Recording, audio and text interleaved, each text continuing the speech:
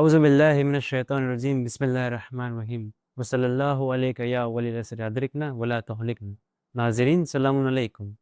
આ એપિસોડમાં આપણે વાત કરીશું ગૈબતના જમાનાના આદાબ વિશે। ગૈબતના જમાનાના આદાબમાંથી એક આદાબ એ છે કે આપણે દુઆ કરીએ। દુઆ કેની માટે?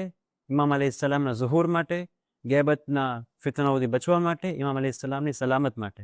ખુદ હઝરત હુજ્જત અલૈહિસ્સલામ ફરમાવે છે, વઅક્સિરુ દુઆ બિતાજીલિલ ફરજ ફઇન્ના ઝાલિકા ફરજકુમ।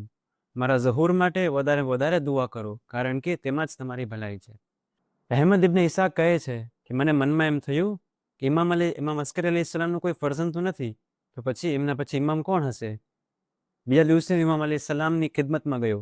ઇમામ અલૈહિસ્સલામે મારી દિલની રંજીદગી જોઈને ફરમાવે છે કે અહેમદ, અલ્લાહ સુબ્હાનહુ વ તઆલા આ જમીનને કોઈ દી ખલીફા વગર છોડી નહીં દે। તો પછી મેં ઇમામ અલૈહિસ્સલામને પૂછ્યું, તો તમારી પછી ઇમામ કોણ હશે? ઇમામ અલૈહિસ્સલામ પોતાના હુજરામાં જાય છે અને એક 3 વર્ષના ફરજંદને બહાર લાવે છે અને તેની ઝિયારત કરાવે છે અને અહેમદને કહે છે કે એ અહેમદ, જો અમારી નજદીક તમારી માટે અઝમત ન હોત તો મેં તમને આ રાઝ કોઈ દી બતાવત નહીં। અહેમદ, અલ્લાહની કસમ, આમની મિસાલ આ જમાનામાં હઝરત ખિઝર અલૈહિસ્સલામ અને હઝરત ઝુલ્કરનૈનની જેવી છે। આમની ગૈબત બહુ લાંબી હશે ને આમની ગૈબતના જમાનામાં કોઈ પણ વ્યક્તિ ઈમાન ઉપર નહીં રહે, સિવાય કે 2 પ્રકારના લોકો। પહેલું કે જે અલ્લાહ સુબ્હાનહુ વ તઆલાની તૌફીક વડે આ ઇમામતમાં સાબિત કદમ રહેશે, અને બીજા જે અલ્લાહ સુબ્હાનહુ વ તઆલાની બરકતથી તેમના ઝહૂર માટે દુઆ કરશે। અબ્બાસી ખલીફા મુતવક્કિલના જમાનામાં ઇસ્ફહાનમાં એક અબ્દુર રહેમાન કરીને એક શખ્સ હતું કે જે શિયા બન્યું હતું। તો લોકો તેમની પાસે આવીને કહે છે કે અહેમદ, તમે શું કામ શિયા બની ગયા અને તમે શું કામ અલી ઇબ્ન મુહમ્મદની બૈઅતમાં આવી ગયા? તો તે ફરમાવે છે કે એક એવો પ્રસંગ બન્યો હતો જેના કારણે હું તેમની મોહબ્બતમાં આવી ગયો અને હું તેમનો શિયા બની ગયો। તો લોકો પૂછે છે કે કયો પ્રસંગ છે? તો તે કહે છે કે ઘણા વર્ષો પહેલા હું સાવ ગરીબ હતો। હું એક સાવ સામાન્ય માણસ હતો કે જેની પાસે કોઈ પણ શક્તિ નહોતી અને હું કંઈ બોલી પણ નહોતો શકતો। એકવાર એવું બને છે કે ઇસ્ફહાનના લોકો મારી જેવા બીજા લોકો સાથે મને મુતવક્કિલના દરબારમાં મોકલે છે, કારણ કે હું જાઉં અને ફરિયાદ કરું। જ્યારે મેં મુતવક્કિલના દરબારમાં પહોંચે છે ત્યારે મુતવક્કિલ અલી ઇબ્ન મુહમ્મદને બોલાવવાનો ફરમાન જારી કરે છે। મેં મારા સાથીદારને પૂછ્યું કે અલી ઇબ્ન મુહમ્મદ કોણ છે કે જેને મુતવક્કિલ તલબ કરે છે? તે સાથીદારો મને કહે છે કે અલવીઓમાંથી છે અને શિયા લોકોના ઇમામ છે। આ સાંભળી મને થયું કે હું જ્યાં સુધી આ આદમીને નહીં મળું ત્યાં સુધી હું અહીંયા જગ્યાથી હટીશ નહીં।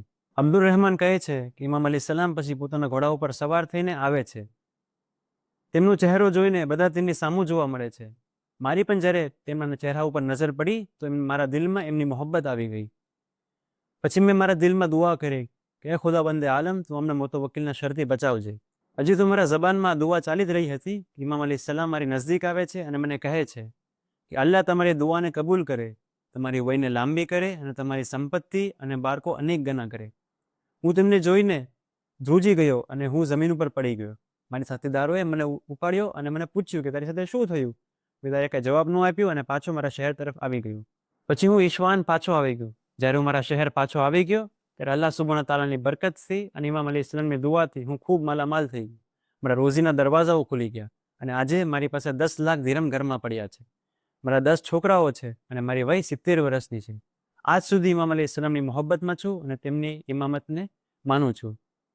તો અઝીઝો, આપણે જોયું કે એક નાની અમથી દુઆ અબ્દુર રહેમાનની આખી જિંદગી બદલાઈ દીધી। તો આવો આપણે અલ્લાહ સુબ્હાનહુ વ તઆલા પાસે દુઆ કરીએ કે તે આપણને તૌફીક આપે, જેના કારણે આપણે ઇમામ અલૈહિસ્સલામના ઝહૂર માટે દુઆ કરીએ અને તેના નાસિરોમાં શુમાર થઈએ। الغوث الغوث الغوث أدركني أدركني أدركني